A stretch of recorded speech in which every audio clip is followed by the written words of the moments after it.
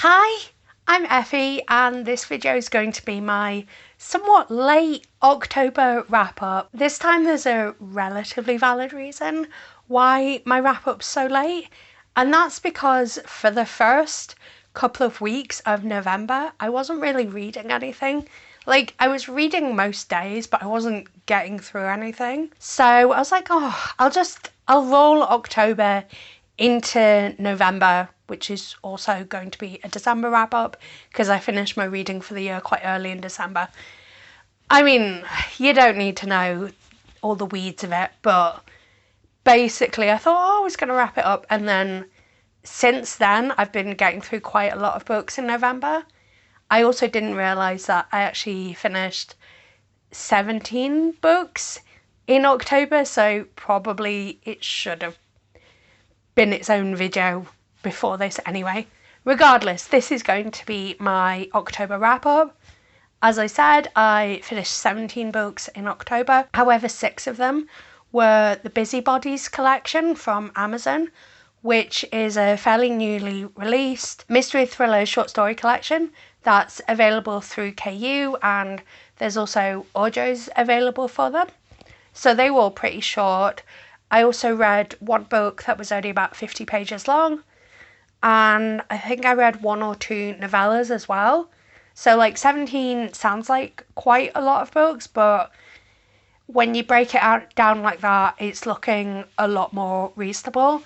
I think I also got through a couple of books quite quickly because I knew I was going to events in October, and I do have a vlog for that, which will probably be going up in December if you are interested. I don't feel like I've got my vlog content down just yet, but you know, if you want to see me going to a couple of bookish events in October, and then I've got another vlog of me going to one in November, you know, maybe consider subscribing or don't. That's completely your prerogative. But let's just get into the 17 books that I read. So first up, we've got Sagassa by Sophie Burnham. This is an alternative history where the Roman Empire never fell.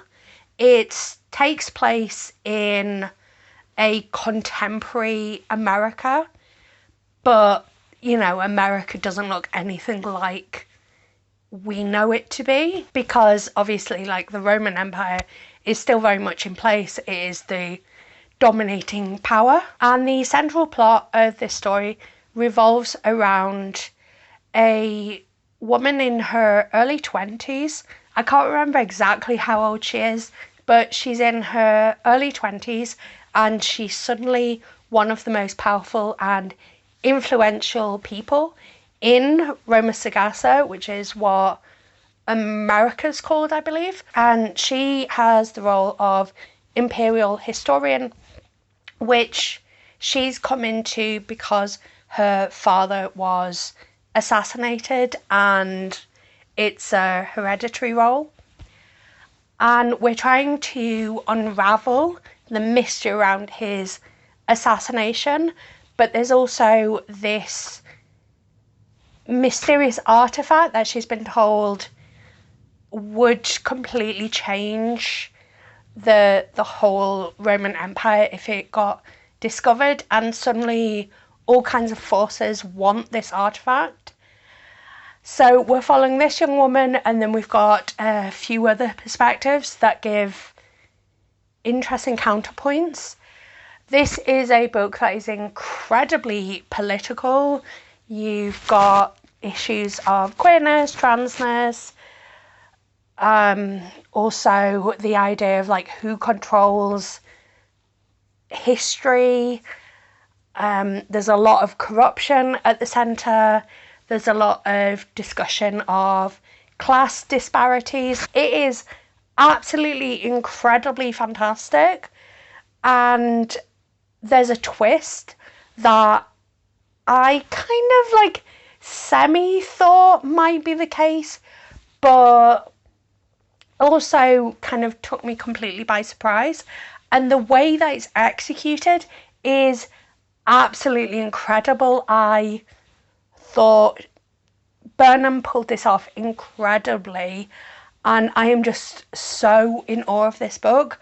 I would be surprised if this isn't one of my top books of the year. That's how much I loved this book. The next two books I read were by Angie Spoto. The first was The Bone Diver, which is a Selkie story. It's incredibly gothic and it's queer. We love a queer story. In fact, both of Angie Spoto's books that I read are queer, and it follows this seal killer called Kia Sealgar. Sealgar? Yeah, I think it's Sealgar. And basically, after something happened in her teens, she is now cursed to not be able to kill any living animal, which means that she's completely useless as a seal killer to her family. So when an accident means that her father's unable to hunt for the season, she's very quick to take up the offer by the mysterious Lady Erskine, who asks her to dive for her. And then you've got this mystery around what's going on in Erskine Manor. Things are very creepy. The house is dripping. There's mushrooms coming out of the bathtub. And then you've also got this very quiet, very gentle romance going on between Keir and another character. I mean, Selkies are one of my favourite mythical creatures. I have been pretty obsessed with them since I was 16, and I did drama and theatre studies for A level, and what you have to do as part of that is, as a class, you have to write a play. So we wrote a play that was based on like Selkie mythology, and that is just spurred on a lifelong love for Selkies. And then the second Angie Spoto I read was The Grief Nurse, which is such an interesting and unique story. And it was actually Spoto's PhD project that she wrote. And basically imagines this world where there are people called grief nurses who are able to take people's grief from them. And I think what I particularly appreciated was how much attention to detail had gone into this world. Like, the grief nurses don't just take away grief in the most obvious traditional sense you might think of it. They take away other negative emotions, like I think there's one that's called dread that they take away. And beyond that, we've got this world where, because the grief nurses are easily identifiable by their stark white hair, instead of things like silverware, you have goldware. And like, people don't generally wear white because that colour is reserved just for grief nurses.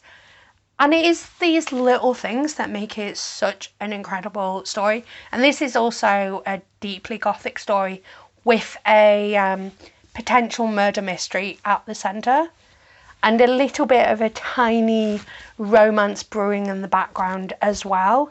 It's dark, it's creepy, and it's not completely happy.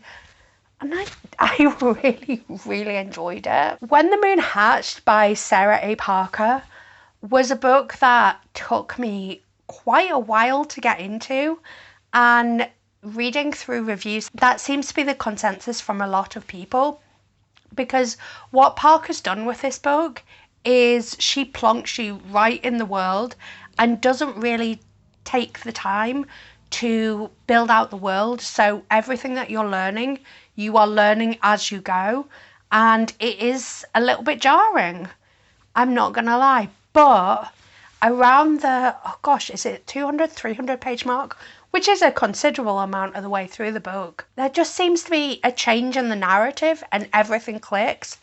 And I really enjoyed it.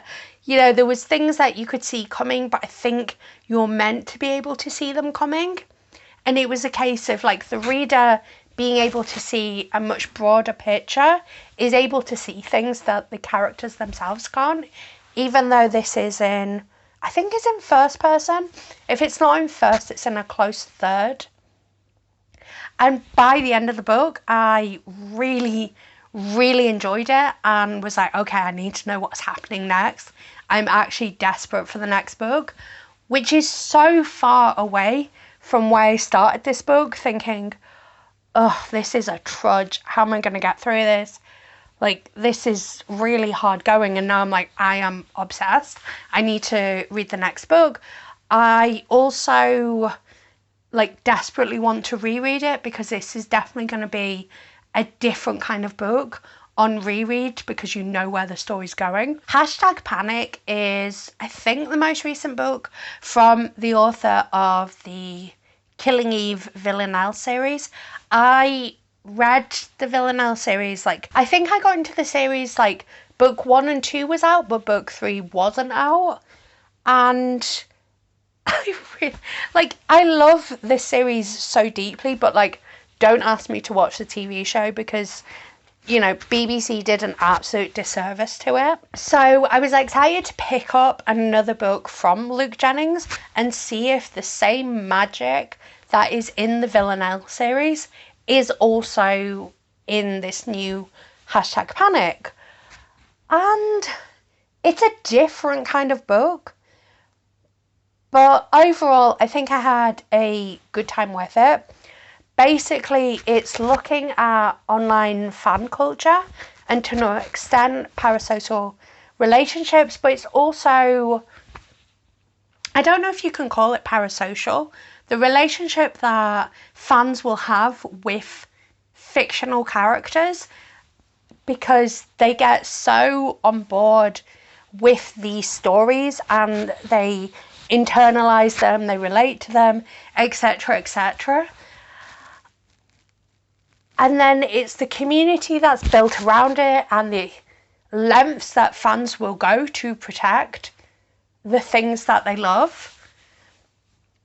I thought it was a little bit confusing in places, but I think that's because there's a lot of elements going on, and at no one time, I think, are you meant to kind of go, okay, this is the person that did the thing. And even by the end of the book, I think it is deliberately quite open to interpretation. Like, you think you have a resolution, but also there is that space to go, okay, people are still lying, people cannot be trusted. And I think that makes for a really interesting read. I also love that this is a book that has trans characters and represents what feels to me like quite an authentic trans experience. It also has other flavours of queer characters in it. And yeah, I don't know if it's because it took me a minute to get through it.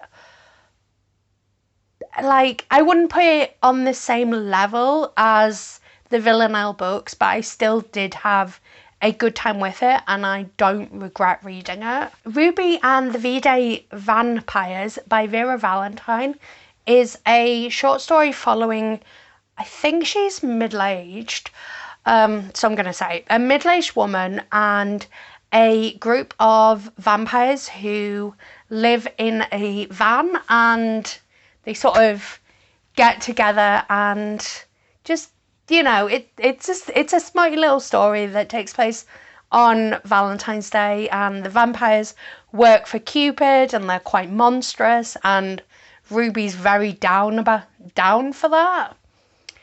There's not much to say. I think Vera Valentine knows what she does well and continues to do things well. Like, this isn't a new story, but, you know, I know that I like Vera Valentine's writing, having read Unhinged, Squeak, Squeal, those kind of books. So I was excited to pick this up.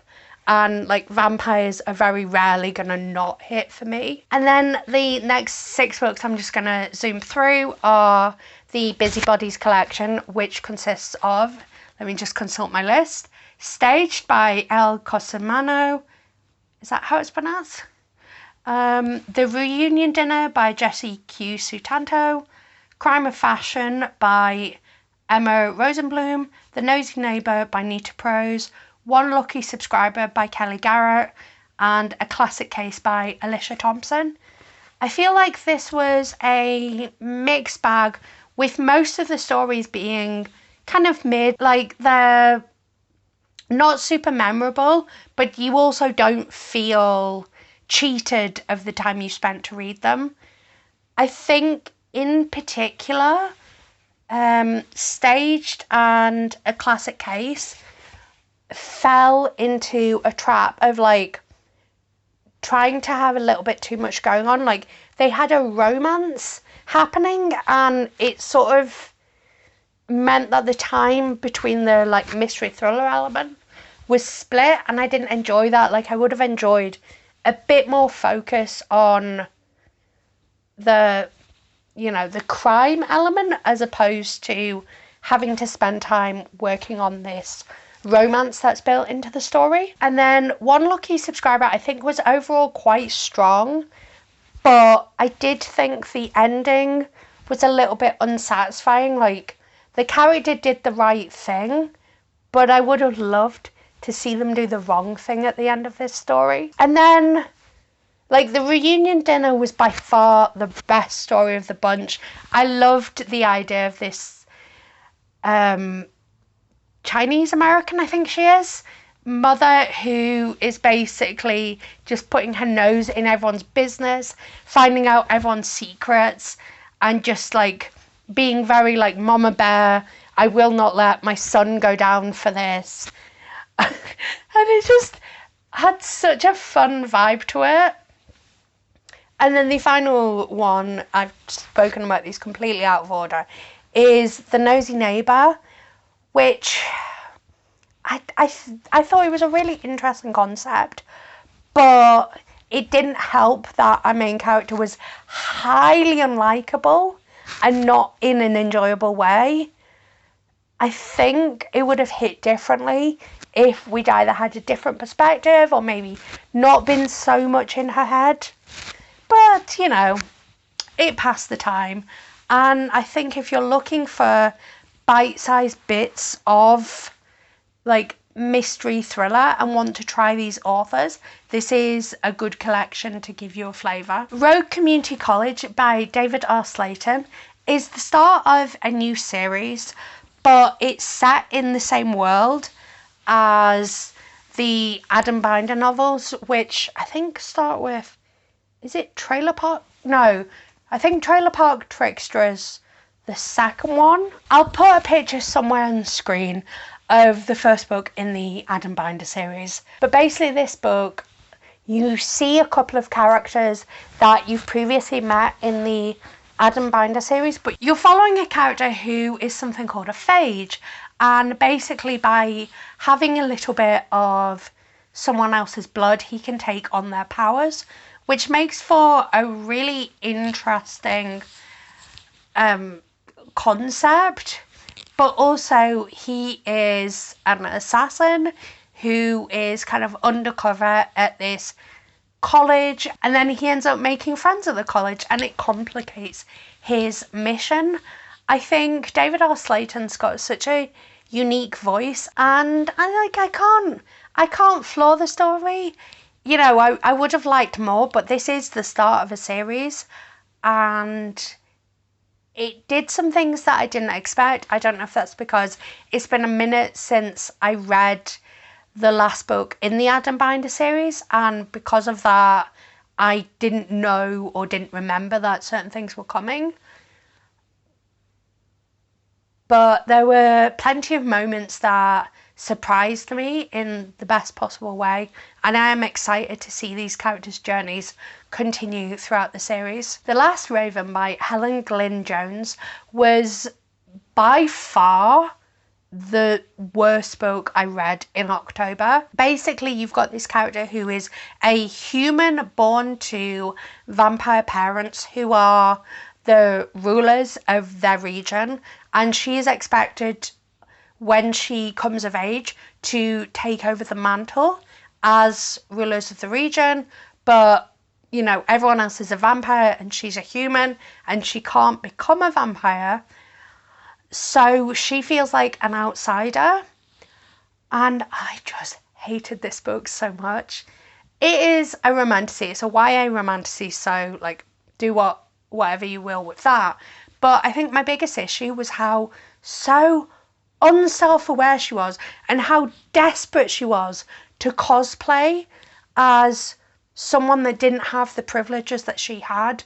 Like, it would be one thing if she wanted to understand the plight of fellow humans, but it really felt like she just wanted to put on the costume, and it was so annoying being in her head. And then adding to that the fact that the romance was not well done at all. It felt like these characters went from despising one another to wanting in each other's pants like that, and there was no transition of slowly catching feelings. It was just suddenly, oh, actually we feel like this now.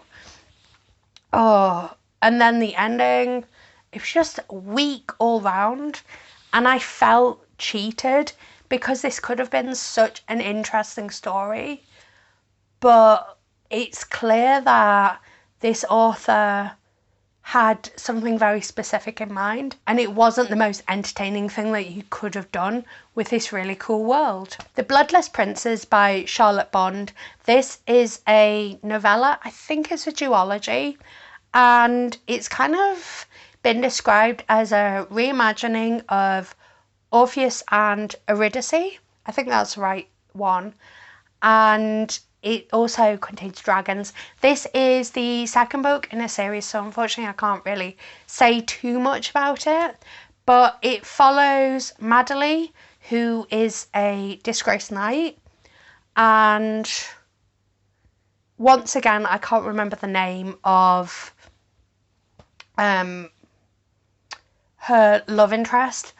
But basically they are dealing with the consequences of what happened in the first book, which was the Fireborn Blade, and as part of the story they end up having to go down to the realm of the Bloodless Princes, which is basically a underworld hell realm, and there's all this really cool lore to it. I think this book is so unlike anything I've ever read. The dragons are really intriguing, and again they've got so much lore to them, and I was just captivated from start to end reading this, and I would highly recommend The Bloodless Princes and The Fireborn Blade, but in the other order, to anyone that likes dragons, likes a little bit of a unique take on dragons. I mean, I say it's unique. I don't dislike dragons, but like vampires are my catnip. So it might be that we've seen similar dragon things before, but to me it was a very unique story and so well executed with so much thought and attention to detail that I was just completely absorbed with it. We're getting down to the last two titles. We've got Venomous by Nicole M. Rubino, and this is the second book in a series as well. This series follows Rhiannon, who goes to a special college that's for the descendants of mythical monsters. So everyone at the college is descended from someone who has been categorized mostly in Greek mythology, but there are some as being a monster. So like she's friends with a Medusa, a Sphinx, there's a Lamia, and it's so cool.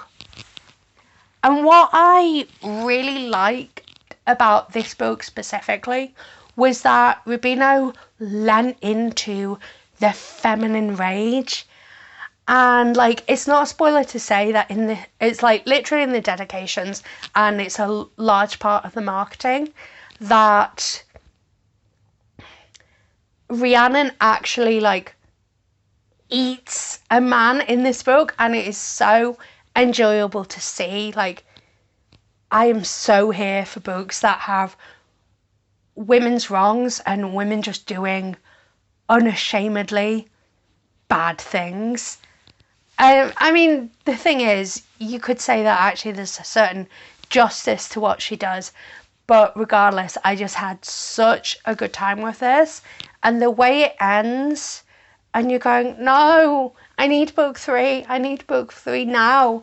I need to know where it goes. And then the final book that I read in October was Pansies by Alexis Hall. This is the 4th book in the Spires series, and it is the last one of the re-releases, but there are going to be 2 further books in the Spires series, I believe.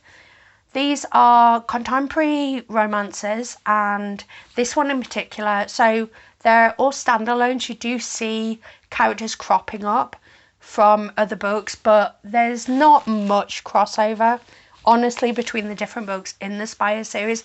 They are very much like standalone. They're just in their own universe, if that makes sense. So this book is following Alfie and Fen, who went to school together. However, Alfie was, a bit of a dick and bullied Fen when they were in school.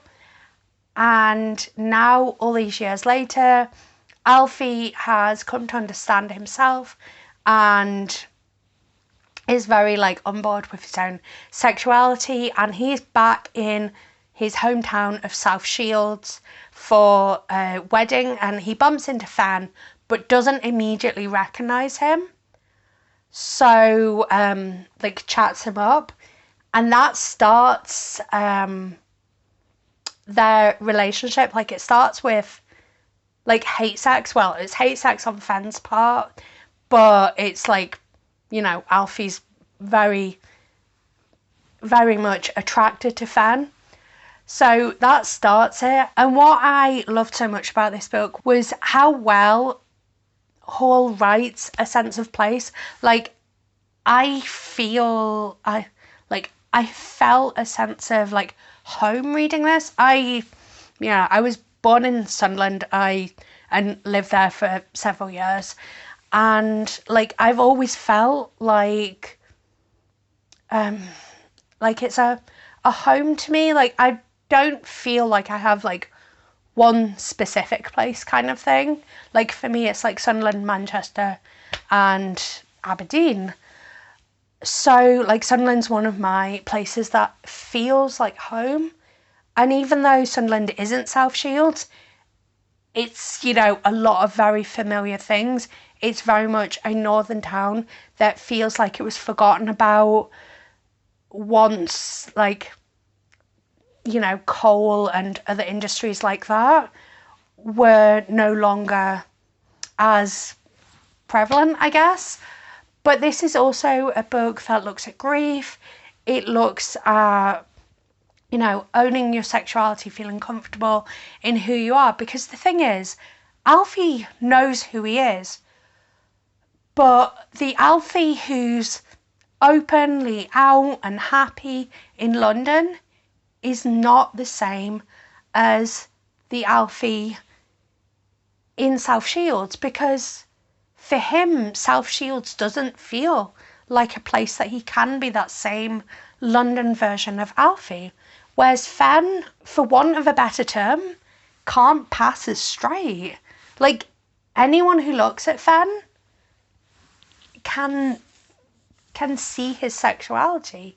And there is this conflict between the characters because, Alfie really cares about Fen, but Alfie needs to come to terms with, if he wants to be with Fen, he needs to be closer to his London self whilst he's in South Shields.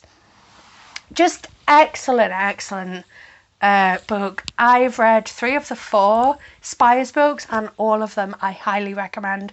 I think they are all absolutely fantastic. They touch on some challenging topics. Hall does an incredible job at, exploring a whole heap of things.